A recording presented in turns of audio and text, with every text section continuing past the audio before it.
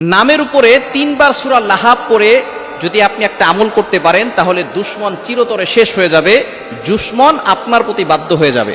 সূরা লাহাব খুবই চমৎকার একটি সূরা।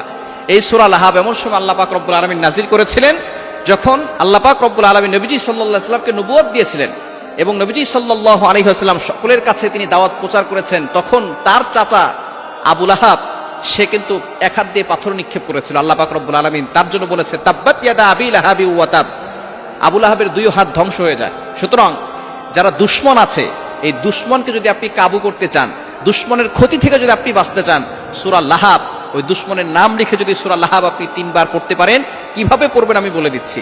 দুশমন এখন আমাদের সমাজে প্রত্যেকটা ঘরে ঘরে প্রত্যেকটা মানুষের আছে। আপনি যত ভালো হবেন তত বেশি আপনার দুশমন হবে। নবীজি সাল্লাল্লাহু আলাইহি ওয়াসাল্লামের দুশমন ছিল আবু জাহেল। নবীজির দুশমন ছিল কি ছিল না? আবু জাহেল নবীজির দুশমন ছিল। নবীজি সাল্লাল্লাহু আলাইহি ওয়াসাল্লামের মতো ভালো মানুষ পৃথিবীতে আর কেউ আসে নাই, আসবেও না। তার মতো মহানবী আর কেউ আসবেনও না এবং আসেও নাই। নবীজি সাল্লাল্লাহু আলাইহি সাল্লামেরও দুশমন ছিল। সুতরাং আমার আপনার দুশমন থাকবে। আপনি যখন ভালো কাজ করবেন, হক কথা বলবেন, সঠিক কথা বলবেন, তখন আপনার দুশমন বেড়ে যাবে। এই দুশমনের ক্ষতি থেকে বাঁচার জন্য দুশমনের নামটা লিখবেন। প্রথমে ওযু করে আমলটা করবেন। কিভাবে করবেন বলে দিচ্ছি। ওযু করে আমলটা করবেন। ওযু করে পবিত্র হয়ে তারপরে আপনি দুশমনের নামটা লিখবেন। লিখে এরপরে আপনি ইস্তিগফার 3 বার পড়বেন। আস্তাগফিরুল্লাহ রাব্বি মিন কুল্লি যামবি ওয়া আতুবু ইলাইহি লা হাওলা ওয়ালা কুওয়াতা ইল্লা বিল্লাহিল আলিয়্যিল আযীম, এটা 3 বার পড়বেন। এরপরে দুরূদ শরীফ 3 বার পড়বেন। দুরূদ ইব্রাহিম পড়ার চেষ্টা করবেন।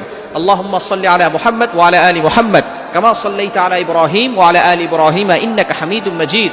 আল্লাহুম্মা বারিক আলা মুহাম্মাদ ওয়া আলা আলি মুহাম্মাদ কামা বারাকতা আলা ইব্রাহিম ওয়া আলা আলি ইব্রাহিম ইন্নাকা হামিদুম মাজিদ, এটা 3 বার পড়বেন।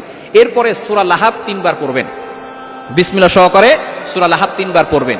পড়ার পরে যেই ব্যক্তি আপনার সাথে দুশমনি করছে, আপনাকে ক্ষতি করার চেষ্টা করতেছে, আপনাকে বিপদে ফেলে দেওয়ার চেষ্টা করতেছে, ওই ব্যক্তির নাম 3 বার উচ্চারণ করবেন। এরপরে আপনি চোখ বন্ধ করে মনে মনে চিন্তা করবেন যে আপনি তাকে বাধ্য করতে চাচ্ছেন।